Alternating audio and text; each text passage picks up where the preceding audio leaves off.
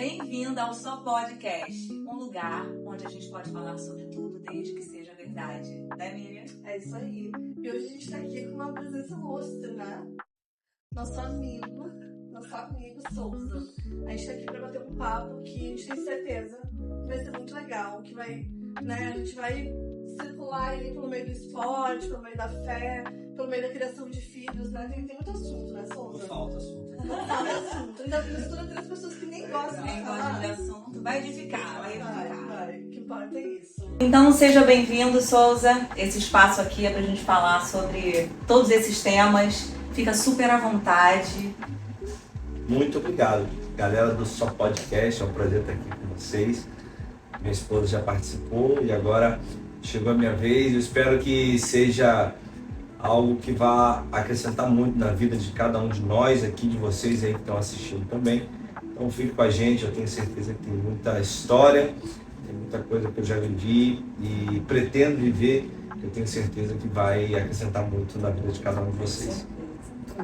Então, o tema, né, do seu podcast de hoje é herança ou legado.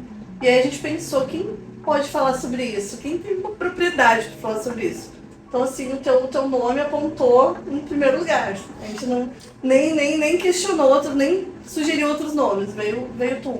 Por conta da tua história. Primeiro, a gente queria que, né, depois de tu ter se apresentado, que tu contasse, né, porque tem muita gente que talvez não conhece a tua história, né, te conhece como jogador, mas já te conhece já no alto, assim. Se tu puder dar uma pincelada, assim, na tua história, como é que foi a tua infância e como que tu entrou na carreira do futebol. Então, eu sou de São Gonçalo, né, o interior aqui do Rio, um município com 1 milhão de habitantes, o segundo maior município do Rio de Janeiro. E eu fui nascido e criado em Monjolos, no bairro que eu me criei, morava numa casa com 12 pessoas, uma casa bem pequena. Minha mãe, tios, primos, avô, avó. Eu, inclusive, dormia no quarto bem menor do que a gente está aqui. Eu, minha mãe, meu avô e minha avó. Então, essa foi minha criação, pequeno, com mais ou menos 7 para 8 anos eu comecei a treinar em escolinhas, em São Gonçalo, porque todo mundo falava no bairro, ele joga bem, leva ele para algum lugar. Então, minha mãe, por muito custo, porque era pago também a escolinha, me levou e eu fiquei um ano na escolinha mais ou menos, 1 ano e meio. Com 9 anos eu fui fazer meu primeiro teste no Vasco, vim para o Rio, atravessei a ponte em Niterói, vim para o Rio fazer o teste. Eram 3 testes e no primeiro teste já foi aprovado. Então eu saí lá da onde a gente estava, fui para São Januário, onde eles faziam lá o cadastramento das crianças que seriam federadas. E a partir daí, de 9 anos, começou a minha história no futebol do Vasco, né, no clube. E aí depois, com 11 anos, 2 anos depois, eu vim morar em São Januário sozinho. Minha mãe liberou para eu vir, porque eu não tinha condições mais de vir por causa do dinheiro de passagem. Não deixavam mais eu entrar pela frente, né? Então eu tive. E trajetos também, né? E era perigoso também, então minha mãe liberou para eu vir morar aqui. E eu já vejo desde aí a mão de Deus, porque eu não tinha meninos de 11 anos morando em São Januário. Só podia morar a partir dos 13 e que fosse de outro estado do Rio, pessoas de Espírito Santo, São Paulo, né? E aí eu vi já a mão de Deus agindo, porque eles abriram uma exceção para que eu entrasse. Logo depois de mim, vários outros entraram do Rio mesmo, mas eu vi que ele foi a porta de entrada de Deus para minha vida. E aí eu vivi dos 11 aos 17 anos em São Januário, morando debaixo das arquibancadas, vivendo ali a rotina do clube intensamente, treino, escola, e vendo jogos do profissional, e vendo aquele ambiente ali da barreira do Vasco também, da favela em volta, indo em algumas igrejas diferentes, depois me firmando em outras, fazendo reuniões, né, na concentração, mas ao mesmo tempo aquela fase de rebeldia acontecia e você já não fazia mais reunião, você queria ir para a noite.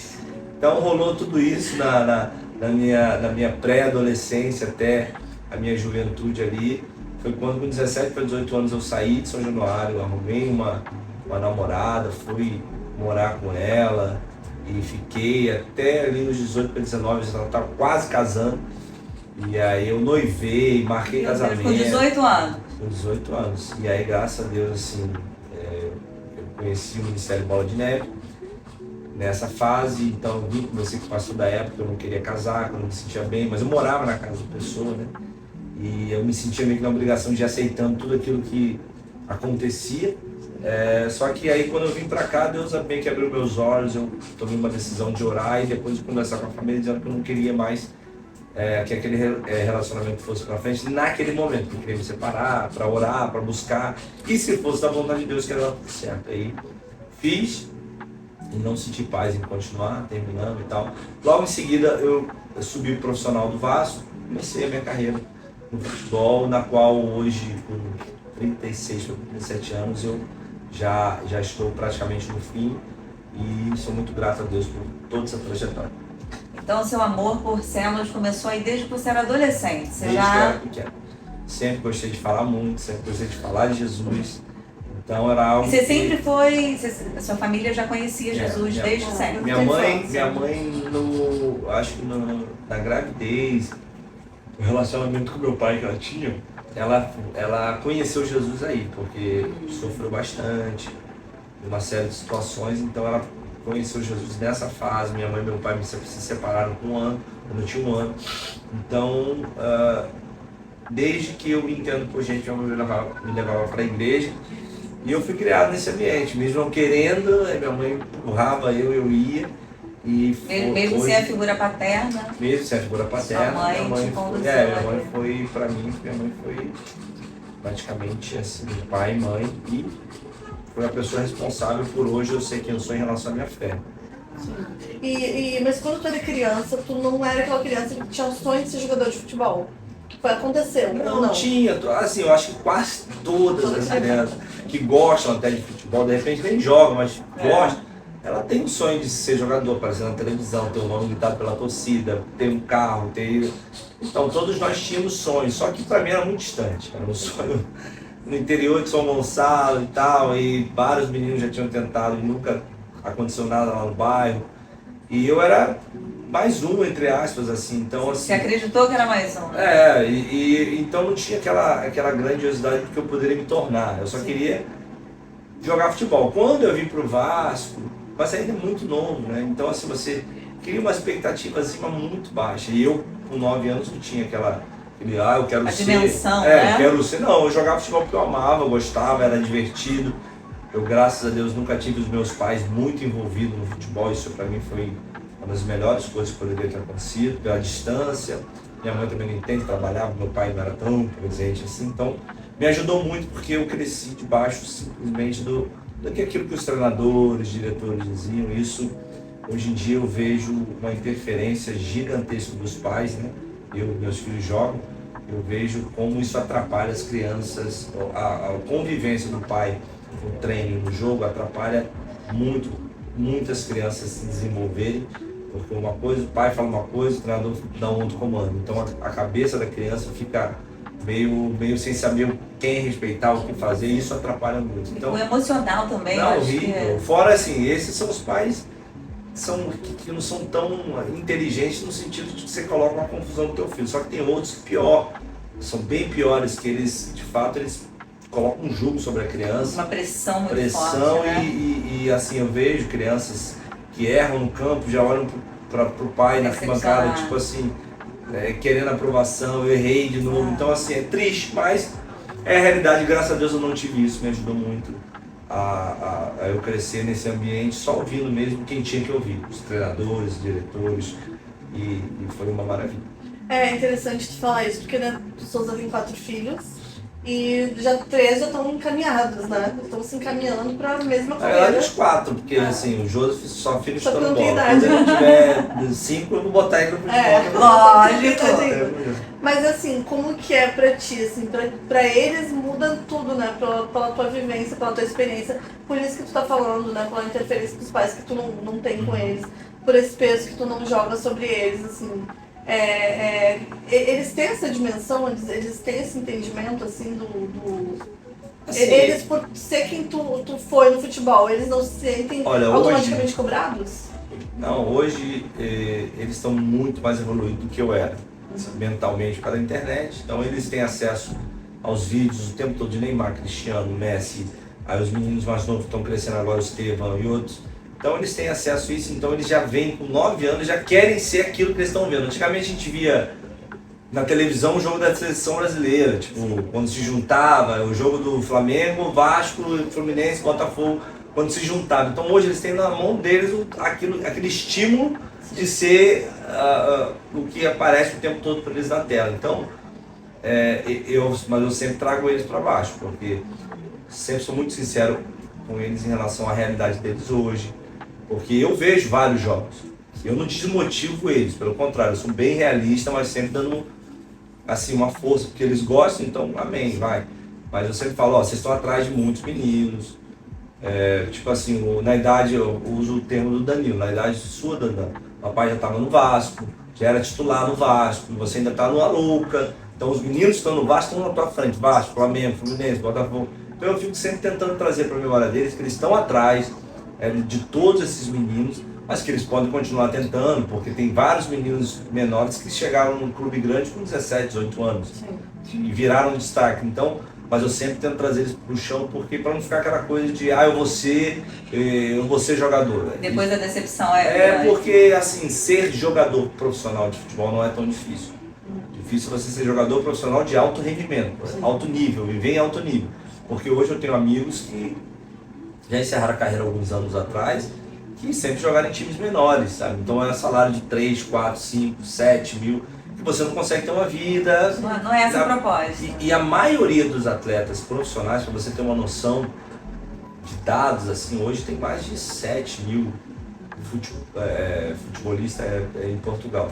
Mais de 7 mil jogadores de futebol registrados nas federações do Brasil. Caramba. Da 4ª, 3ª, 2ª e 1ª divisão. Então, quer dizer, o que aparece na televisão não é nem 5% da realidade do futebol. Sim. Então, só que as pessoas olham o futebol na televisão e falam... E é um pequeno corte do que deu certo, né? Muito pequeno. E ainda não é uma certeza que deu certo, tá aparecendo. Entendi. Dá certo é quando você chega no nível de... Começou bem a carreira e terminou bem, pô, deu certo. Tem uma estabilidade financeira, você vai viver o resto da tua vida com aquilo que você juntou, ainda, né? Mas esse que está aparecendo aí, às vezes está começando, então Sim. Passa um ano, ele já não é mais aquele, ele cai para um time menor, quando vai viver com 25 anos, já não tem mais clube, não tem mais salário e vai trabalhar alguma coisa. Então a realidade do futebol é muito ingrata, essa é a verdade. Eu falo para eles, estudem, vocês, graças a Deus vocês têm uma outra possibilidade, e isso ao mesmo tempo que é bom, é ruim, porque eu não tinha. Então quando eu falo para ele, aquele menino do Vasco, Flamengo, ele não tem outra possibilidade na vida dele, é aquilo. Então ele tem que dormir cedo, ele sabe que aquilo ali é o pão de cada dia dele. Entrega tudo. Então é muito diferente, isso e eu falo para eles, vai chegar um momento em que vocês vai ser doído o futebol, você vai ter que colocar na balança, é isso mesmo que eu quero, ficar acordando para treinar e tipo assim, eu quero...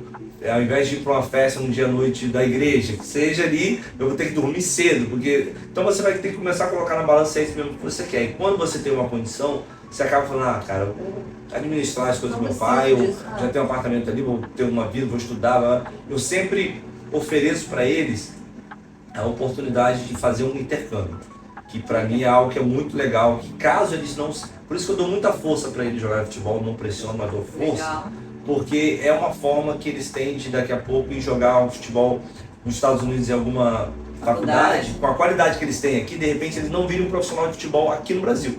Eles conseguem quase 100% de bolsa para estudar lá fora, se formar em alguma coisa e de repente virar profissional. Porque a qualidade é muito diferente. Você vai para os Estados Unidos jogar, não tem nada a ver com o futebol brasileiro. Então, eu sempre dou essa possibilidade para eles. Graças a Deus, o papai tem condições de pagar uma faculdade, pagar uma escola boa. Vocês estudam Mas assim, é o sonho deles e eu apoio, mas sempre trazendo eles para essa realidade do que é o futebol, sem mascarar, sem falar nada. Eu evito de ficar indo para jogo, não porque eu vou interferir, sempre que eu vou não interfiro, é porque eu tenho outras para fazer, tem 3 crianças para ir, eu tento ficar revezando, ir um dia, no outro, que o outro, você foi no dele, não foi no meu, e aí quando eu vou, quando vai mal, eu vou, poxa, hoje não estava legal, eu brinco e tal, mas quando vai bem eu elogio muito para que eles se sintam, bem, mas zero cobrança, tipo, zero de, por que você não fez isso?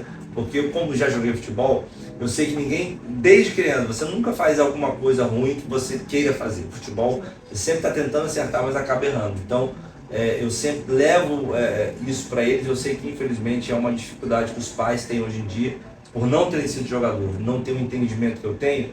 Eles acham que os filhos erram porque querem, ou estava desconcentrado, ou às vezes não. Às vezes é simplesmente que o futebol não é uma ciência exata, não tem como. Você treina, chega lá, de repente não sai da forma que você treinou.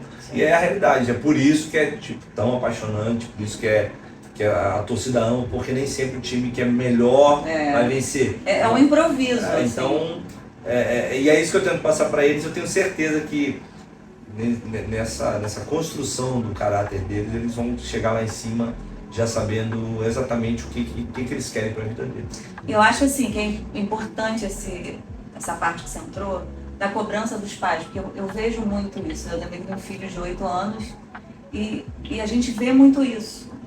Em qualquer atividade que os nossos filhos façam, você vê que há uma cobrança dos pais. E quando o filho não consegue uma coisa simples, olha como aconteceu recente. A criança acreditou no basquete que ele ia ganhar aquela competição e ele não ganhou, mas ele chorava copiosamente, era assim, desesperador, e foi pra cima do pai, como se ele tivesse decepcionado muito aquele pai. E pela fala do pai eu entendi que existia uma cobrança, porque o pai dizendo, mas a gente treinou aquilo ali. E aí é uma cobrança, ele não entende, mas pro filho, caramba, meu pai me treinou e eu não consegui fazer. Então acontece muito, eu acho que esse tema é importantíssimo para esse mundo de hoje. Emocional, que eles não estão com a emoção preparada ainda. Exatamente. Não, e acaba comparando um filho com o filho do fulano. Sim. Eu até falei isso no dia que a gente conversou com a Dani, que existe uma frase que eu levo para a vida, que é a comparação é inimiga da felicidade. Se eu comparar o meu filho com o seu, e se você comparar com o do fulano, você sempre vai estar infeliz. Ah, mas o seu andou primeiro, o meu falou primeiro. Ah, mas o dela... será que o meu tem problema? Ah, mas o que aconteceu? E hoje a gente vive num mundo, por conta de redes sociais, de comparação e de muita cobrança.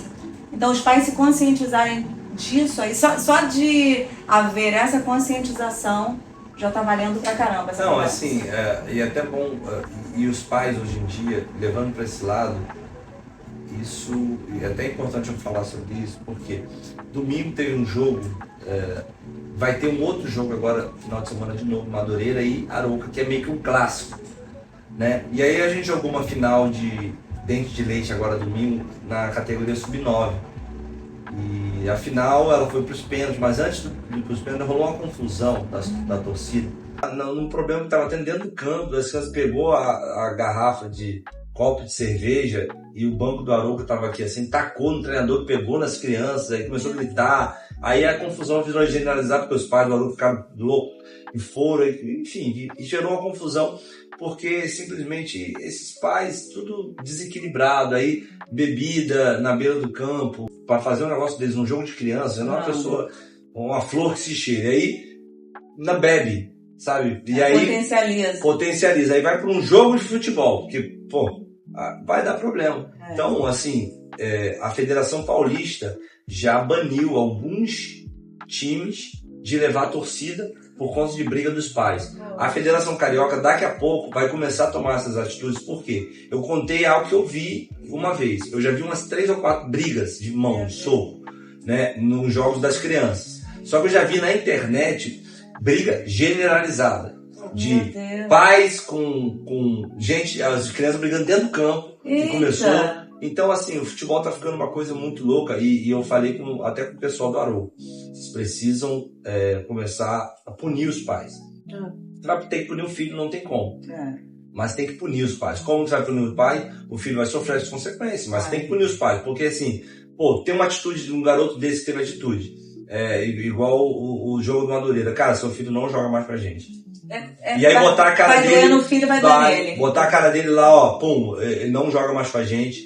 Porque, pô, foi uma vez, de repente, cara, próxima vez que tiver uma atitude como essa, nunca mais seu filho treina com a gente.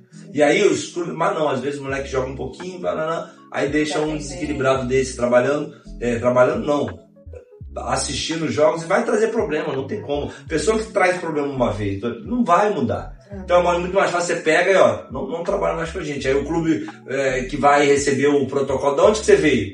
Pô, vem vindo do clube X. Aí então eu vou ligar lá pro... como é que era fulano de tal? Cara, saiu daqui pro... Não, também não é. E aí quando você fecha o cerco, aí começa a mudança na vida dos pais. Eu acredito que isso vai ser uma das formas de transformar essa loucura que a gente está vivendo na categoria de base de uma forma positiva, porque caso contrário, daqui a pouco vai ter morte, já teve polícia, tiro pro alto, e uma série de coisas, um jogo de criança, onde as crianças estão ali para se divertir, elas têm a briga delas, porque dentro do campo, normal, eu também 9, 10 anos já empurrava, falava, mas dentro do campo, criança, isso, aí os pais do lado de fora não tendo esse controle, e tem tudo pra dar errado. Mas como já é um absurdo no futebol adulto, né? No meio de adultos acontece absurdos, sem morte e tudo. Aí, cara, tu deixar as coisas, como tu falou, deixar solta. Mas no profissional, abordagem num jogo infantil. No futebol profissional, essas coisas que morrem, aí eu nem tenho como falar que é torcedor, que é bandido pra mim. É bandido, é facção.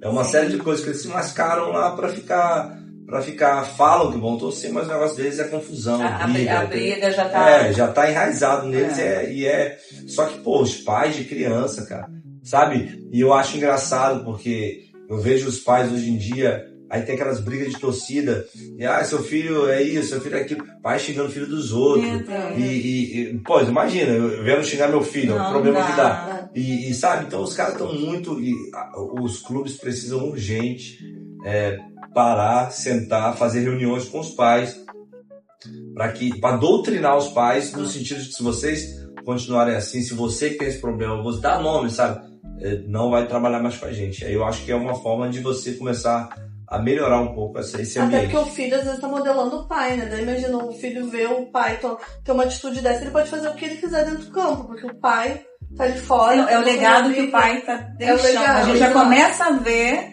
como vai ser, exatamente, como é que vai ser essa criança. O que eu costumo dizer? Um cara que faz isso num campo de futebol exposto, uma opção de gente, o que ele não deve fazer em casa? Sem ninguém ver, né? Toma uma bebida, vai pra um bar, bebe, faz alguma coisa, chega em casa, como é que ele deve tratar a família, sabe? Filho, esposa. Então você vê que isso aí é só um reflexo, acredito eu, do que essas pessoas acabam vivendo no dia a dia. E quem sofre mais com tudo isso? Os filhos. Porque vai crescendo num ambiente complicado. Assim, você com certeza tem propriedade no assunto para falar, mas assim, além das suas competências físicas, o emocional para um atleta, ele conta muito, né? Se você não tem um emocional legal, bem trabalhado, dificilmente você vai ser um atleta não, hoje em dia, de bom rendimento. Hoje em dia não tem como você, a palavra não é nem separar, mas não tem como você ser um atleta 100% fisicamente, tecnicamente, tudo mente bom e não ter uma mente boa. Você não consegue fazer inteligência emocional. Nada. Eu já vi inúmeros que não tiveram estrutura emocional para aguentar a pressão, só que eram muito, muito bons jogadores. Sim, eu acredito. E porque não jogam. Porque eu acho que hoje falta muito isso em todas as classes, não só no futebol, na vida. No futebol é muito complicado. Né? Porque, um exemplo, a profissão, qual a profissão que você trabalha? Marketing. Ela também trabalha no jornalismo. Tem a pressão de vocês? Tem, mas é uma pressão interna. É uma pressão na qual as pessoas vão te cobrar internamente e dizer, o resultado não foi legal. Hoje, o atleta de futebol piorou, potencializou esse problema. Por quê? Porque, igual eu falei, não é uma ciência exata. Você não vai estar bem todo dia, você não vai ter todas as ações que você sonhou. Só que as pessoas que estão te assistindo querem saber disso. Então, quando acaba o jogo, ou antes de acabar, enquanto você está jogando, eles já estão aqui na tua rede social, te xingando de tudo que é nome. Não é tipo assim, você tá mal, não. É você é horrível, seu filho de não sei o quê, e vai... sua família, então, assim, família. Vai para um nível de baixaria, mas é o que eu falei, é reflexo da sociedade. Né? Pro atleta ouvir isso uma vez é ruim. Se você ouve 1000 comentários assim, acaba contigo no sentido de que, cara, realmente as pessoas começam a acreditar que de fato elas são aquilo que todo mundo tá falando que ela é. E não é verdade. Só que uma mentira contada muitas vezes, ela vai se tornando atualmente Então, assim, pro atleta, por isso que eu tô falando, potencializa muito. Você perder um jogo, a gente não vai num restaurante comer com a nossa família. Sim. Você perde um jogo no sábado, 7 horas da noite. Tava tudo marcado para 10 horas você encontrar no restaurante tal. Cara, não vou mais. Não dá pra... Mas por quê? Não tem nada a ver. Não, mas só quem me encontrar lá e vai chegar pra mim que tá fazendo perder o jogo, quer comemorar, é nesse nível. Sim. Então você não pode nem estar com a tua família, tipo, filho, pai. Então, assim, as pessoas ficaram loucas. Só que é o futebol e o atleta moderno que tá começando agora, ele tem que entender que tudo isso tá dentro do pacote. Ele tem que entender que, assim, melhor dos mundos, qual é? Não ter rede social. Quem consegue? Nem todo mundo. Porque, de certa forma, a rede social também te propaga. Eu sou Sim, trabalho, promove. Então, mas aí é o que eu tô falando. Se a gente conseguisse entender que a rede social é uma ferramenta de trabalho, ponto. Legal, só que ela ela faz parte do seu cotidiano.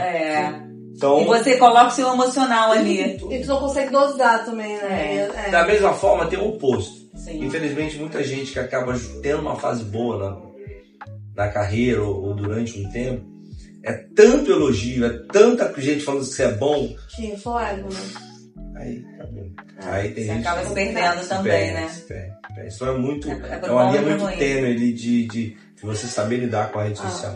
Agora, entrando um pouco nesse assunto, né, de um outro lado, não só isso, né, porque o atleta também, tirando essas questões lá do público, tem as questões dele lá.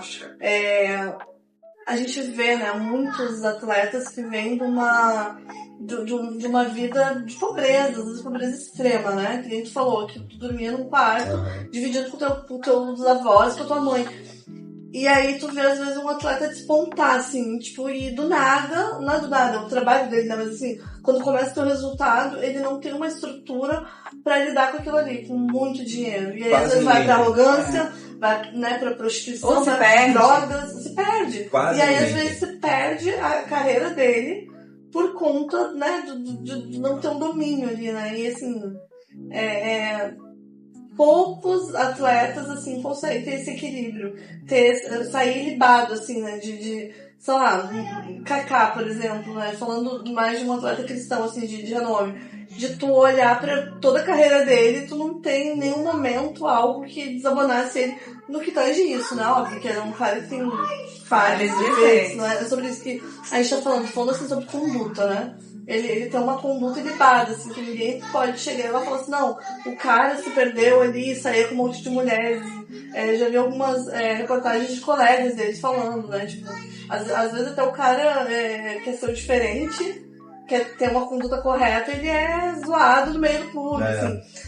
Como que é, assim, né, porque eu queria só que contasse um pouco pra vida em casa, a gente conhece, né, a tua trajetória, de verdade, assim, a gente entende que, mas eu queria que tu falasse, a gente entende que, cara, é só Deus mesmo, tu tem uma vida com Deus pra tu ter essa conduta ilibada, pode ter errado em algum momento ou não, mas tu ter essa conduta de olhar pra trás e falar assim, cara, dei o meu melhor, podia ter me perdido aqui e pela misericórdia de Deus e pelo meu coração entregue a Ele, isso não aconteceu. Não. Teve experiência disso. Os atletas, igual você falou, não tem...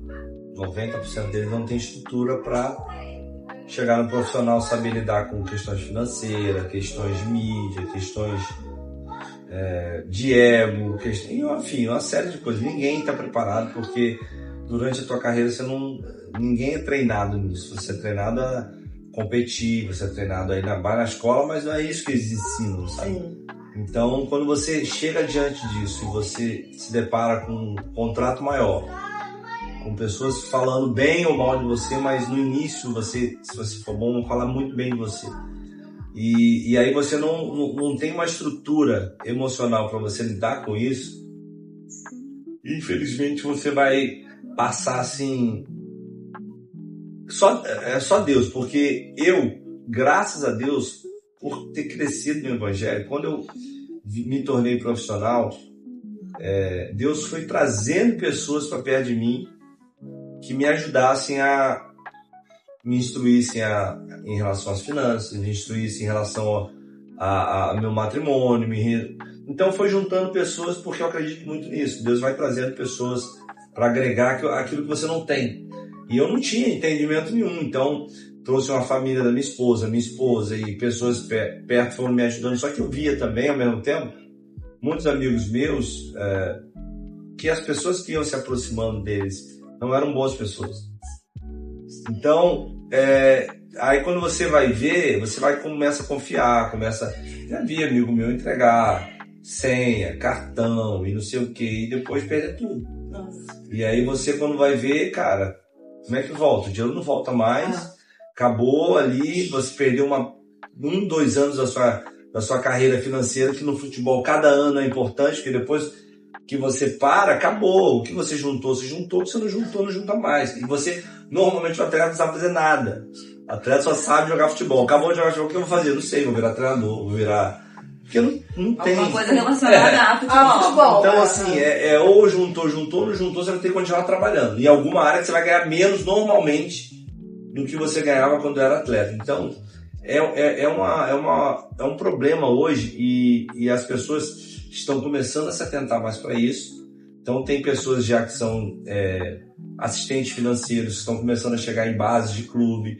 É óbvio que eles vão ganhar o deles, é óbvio que todo mundo tem que ganhar o dele, mas pelo menos já começa a dar um norte para as pessoas. Para não chegar no profissional e, eu quero comprar o carro no primeiro mês, segundo mês eu quero comprar 3 iPhone que eu vou dar para não dizer nada. Não, você vai pegar o dinheiro, quando você quer o dinheiro, você vai guardar isso. Você vai usar isso, você vai guardar isso, você vai usar isso. Por quê? O atleta de futebol, ele vive de contratos. E nem sempre o contrato seguinte vai ser melhor do que o atual. Porque se você não for bem, as portas vão se abrir para você, são portas ruins. E aí se você não tem esse entendimento de guardar, achando sempre que vai melhorar, quando piora, você não tem nada. E infelizmente, hoje eu conheço muitos amigos que terminaram a carreira e não passou um ano e não tem quase nada. Pessoas que ganharam dinheiro. Quando eu falo, posso falar que ganharam dinheiro, bastante dinheiro com o futebol, mas não tiveram estrutura durante toda a tua vida, confiaram em pessoas erradas, investiram em pessoas erradas, terminaram casamentos com filhos, aí quando vai ver no final, não tem, aí sai na mídia aí com, fulano de tal, tá com pensão atrasada, vai ser preso, daqui a pouco, sabe? É triste, mas é uma realidade que eu espero que as pessoas cada vez mais se atentem para isso. E os atletas que estão surgindo agora tenham mais esse entendimento, desde novo, de juntar, não gastar com tudo, ao invés de comprar um carro, investir num apartamento para morar e comprar um apartamento para mãe. E sabe, essas coisas assim que você vai te colocando com o pé no chão. Quando eu casei com a Dani em 2010, eu casei e a gente foi para Portugal. Então, quando eu fui para Portugal, primeira coisa que eu fiz, uma dívida boa. É uma dívida de que eu comprei 2 apartamentos de Cidade Jardim na Planta, que hoje é o Cidade Jardim lá.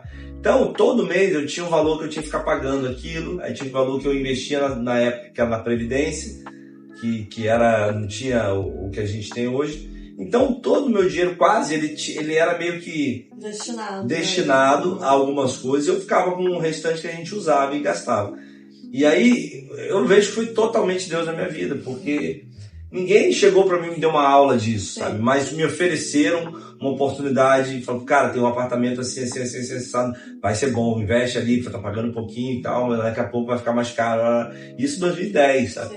E aí eu fui, comprei, fiquei pagando. Quando o apartamento ficou pronto, eu fui lá, botei as coisas. Depois de algum tempo, não queria mais. Começou a aparecer outras oportunidades de investimento que dariam mais retorno e menos trabalho, como um tempo que aí o fundo imobiliário estava muito bom, e aí você não precisa não tem que ir, não tem nada, ele vai te dar o retorno praticamente igual. Aí a gente começou a meio que mudar a rota. Aí eu vendi até os apartamentos com um valor melhor, mas até mais barato para vender logo e tal. Peguei o dinheiro, comecei a aplicar, mas isso tudo, cara, foi Deus e assim, ele trazendo pessoas para me ajudando nesse processo todo. Mas hoje em dia a galera só quer gastar, só quer comprar, só quer fazer dívida que não são boas dívidas, sabe? Dívida de carro. Que vai te render algo depois. Pô, o cara compra dívida de carro. É dívida pra mostrar pro outro. Um carro... Eu mesmo já peguei amigo meu, não vou citar o nome dele, mas um dia eu peguei a carona com um amigo, eu não tava jogando, eu tava tratando no Vasco antes de assinar o contrato.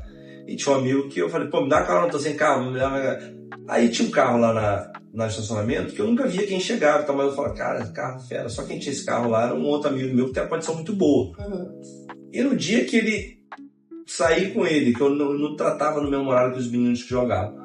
No dia que eu fui embora, que ele foi me trazer em casa, que eu falei, caraca, como pagou esse carro? Paguei X. Como? Não, paguei várias vezes. E eu falei, meu Deus do céu. Então, assim, carro é perder dinheiro, né? Não vai perder muito dinheiro. Mas às vezes o carro é pro outro, né? É o status, né? Então é uma realidade que acontece muito no futebol, não só no futebol, mas nesse mundo que tem muito ego, que tem muita visibilidade. Perdão. E infelizmente isso tem feito com que atletas terminem carreiras sem ter nada pra Tu viveu em algum momento, perdão. Em algum momento tu viveu isso, chegou a te deslumbrar em algum momento? Opa, deixa eu voltar aqui.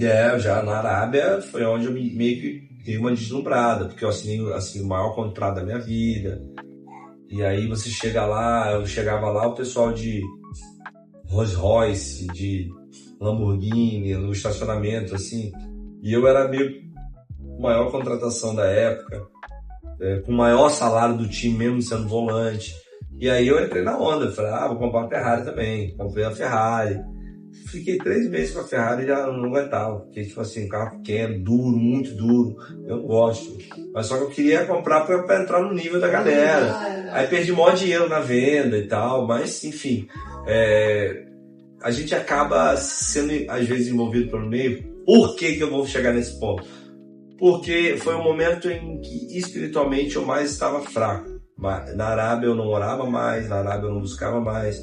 Na Arábia eu tinha o maior contrato da minha vida, o contrato que eu sempre sonhei acima, só que foi o local que eu quase perdi meu casamento, foi o local que eu não joguei por lesões o tempo todo. Então foi assim, pior lugar que eu vivi na minha vida e passei foi na Arábia, simplesmente pelo fato de eu ter me distanciado um pouco daquilo que Deus tinha para minha vida, mas Deus é tão bom, porque lá mesmo eu fiz como filho pródigo, né? Que a Bíblia diz que ele caiu em si, estava lá no fundo do poço. Eu não estava no fundo do poço financeiramente, mas matrimonialmente, no meu casamento, estava tudo errado, destruído, e foi o momento em que eu caí em si, voltei para ser o Souza que eu sempre tinha sido até então, e aí as coisas aconteceram. Mas tive sim, os atletas têm esse momento de deslumbrar, só que graças a Deus eu consegui voltar. Foi rápido, né? Graças a Deus. Então, o segredo para se manter no foco, para esse discernimento, é Cristo. Eu sempre falo para as pessoas, você não tem outro, o segredo é Jesus.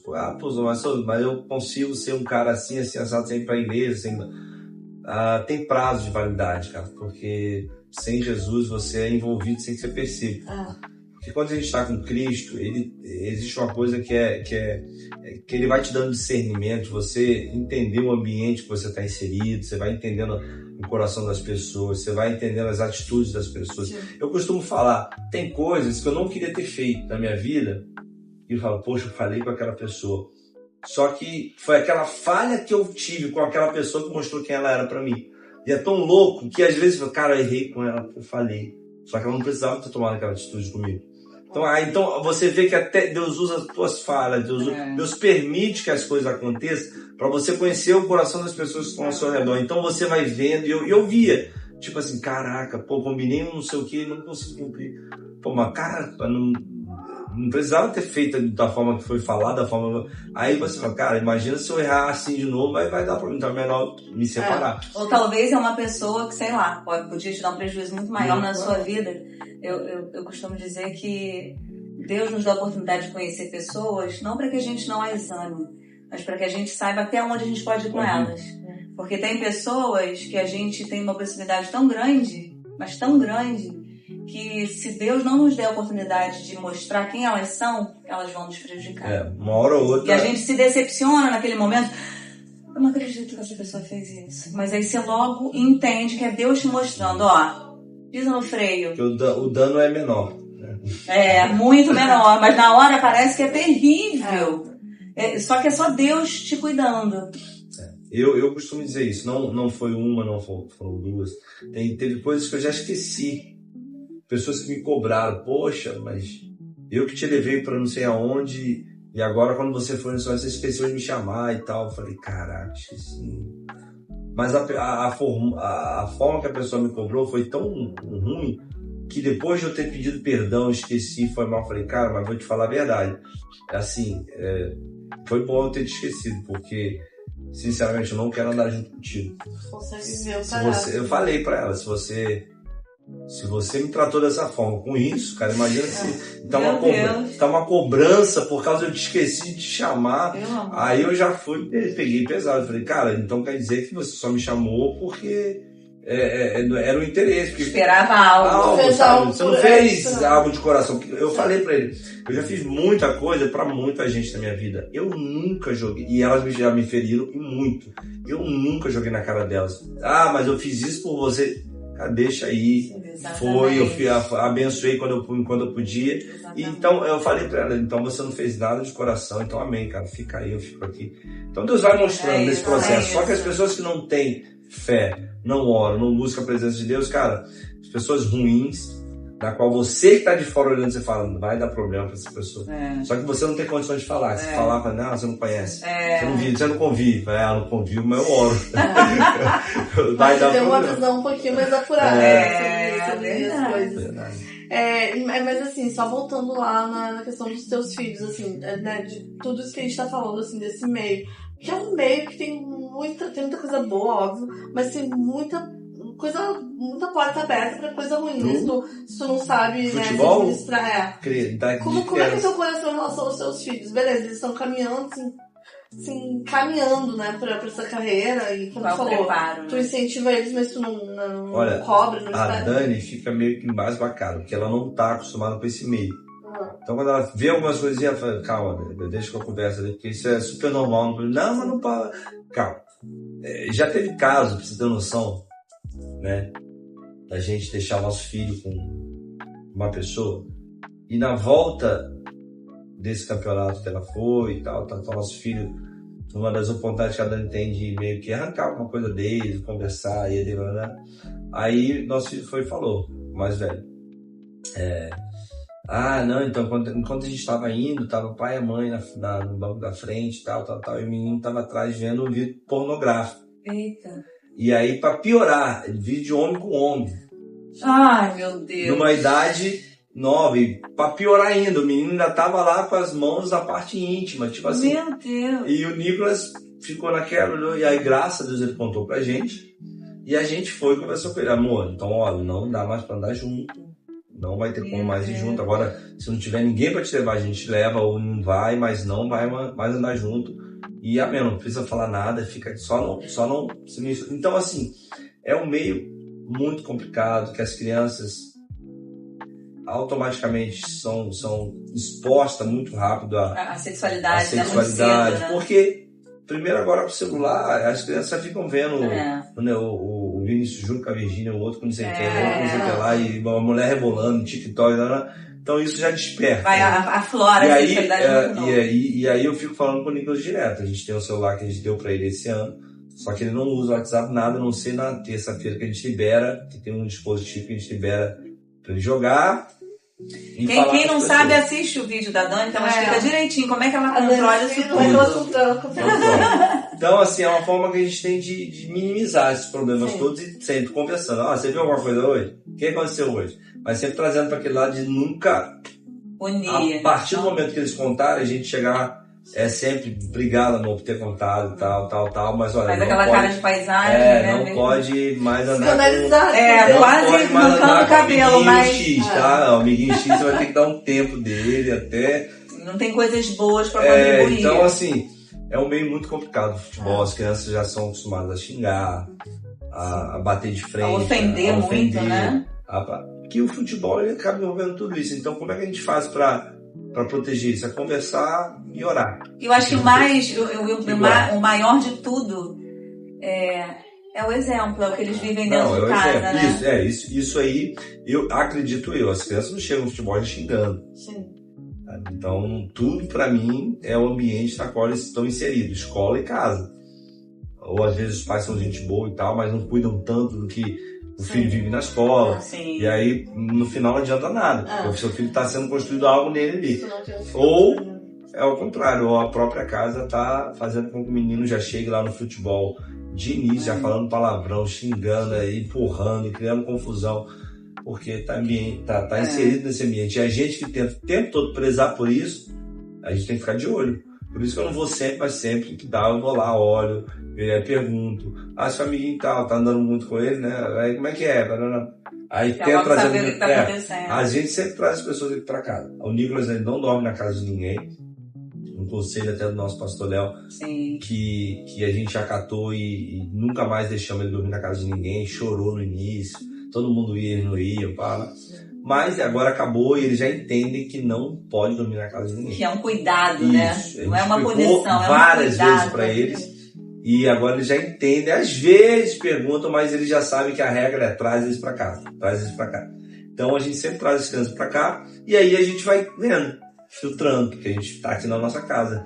Falou uma coisa, falou a outra, a gente vê como é que é e fala, só Jesus com esse menino vai ter que não traz mais não. Ou esse aí, e todo detalhe importa, né? Traz esse amiguinho que ele é muito legal sim, ele é gente boa, não tem problema, então a gente vai podendo controlar essa, que é a forma que a gente tem de poder dar um futuro para eles e blindar, dentro de uma estrutura na qual nós cremos. Exatamente. Né? A gente tem que caminhar todos juntos, a gente tem um norte único compartilhado, né? A gente quer Cristo. Então a gente vai guiar os nossos filhos para esse lugar. Então a gente não vai ser inimigo de ninguém, mas eu vou dizer o que eu quero, o que eu prefiro.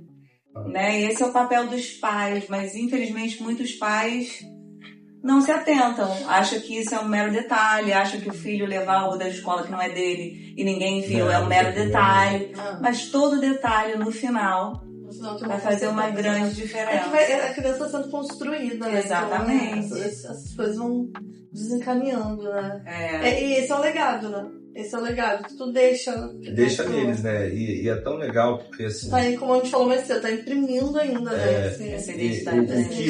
É tão legal a gente poder olhar para trás, o que eu vivi e poder aplicar neles hoje em relação ao que minha mãe fazia. Independente de qualquer coisa, vai pra igreja. E aí, tipo assim, eu queria ficar jogando bola, eu tinha que sair do meio da pelada dos amiguinhos pequenininhos e tomar banho pra ir pra igreja, mas irado, louco da vida, assim, que todo mundo ficava lá com os amigos pra igreja. Raiva danada.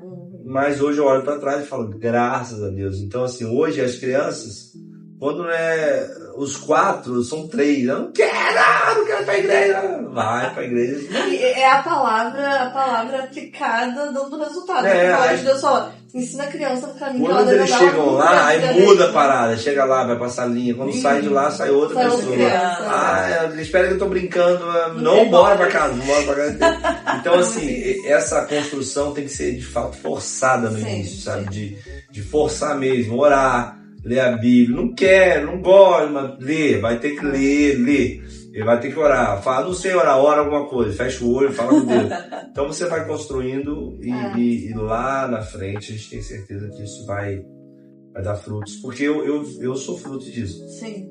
Mas isso dá trabalho, né? E ser pais é isso. Dá trabalho de um. Imagina 4.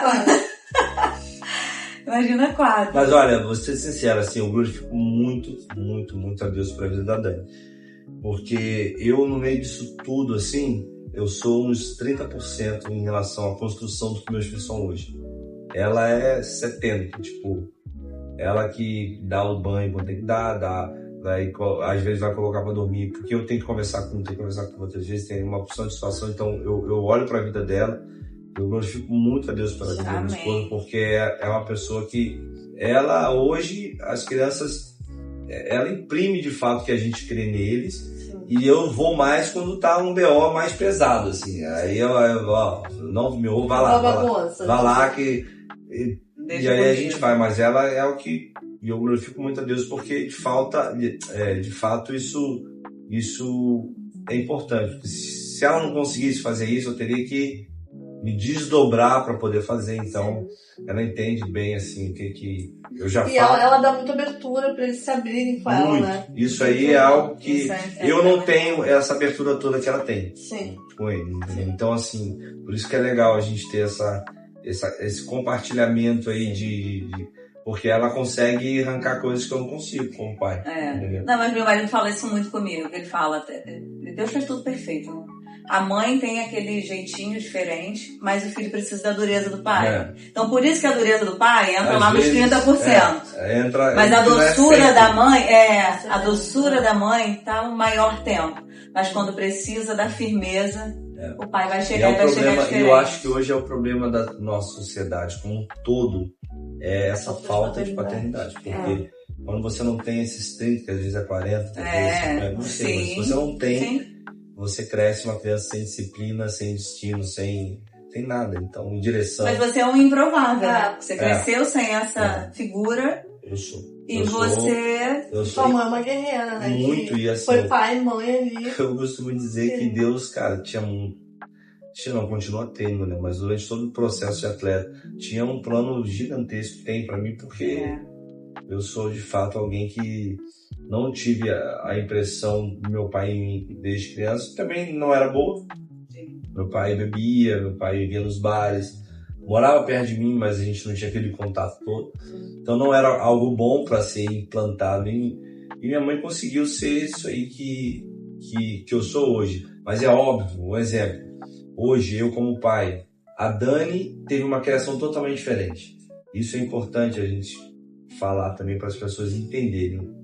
A Dani teve uma criação com pai, mãe e os 2 irmãos. Então ela viu essa figura. Ela tem um pai que é muito amoroso, a mãe que está sempre com ela. Blá, blá, blá. Então para ela é muito mais fácil. Para mim, no início, eu tinha que fazer força para dizer eu te amo. Eu tinha que fazer força para dar um abraço.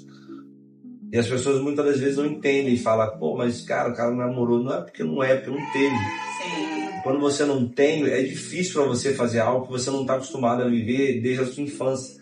Então, para mim, no início foi sempre muito, muito difícil. Ah, mas você tem que falar eu te amo. Mas ela ficava lá. Mas tem que falar eu te amo pros seus filhos. Mas você tem que dar um abraço nele. Ai, Dani, ele sabe que não, você tem que falar... Até que hoje em dia... É um ciclo, né? Até que hoje em dia as coisas foram já saíram. Você dá o que você não tem, né? Você não teve.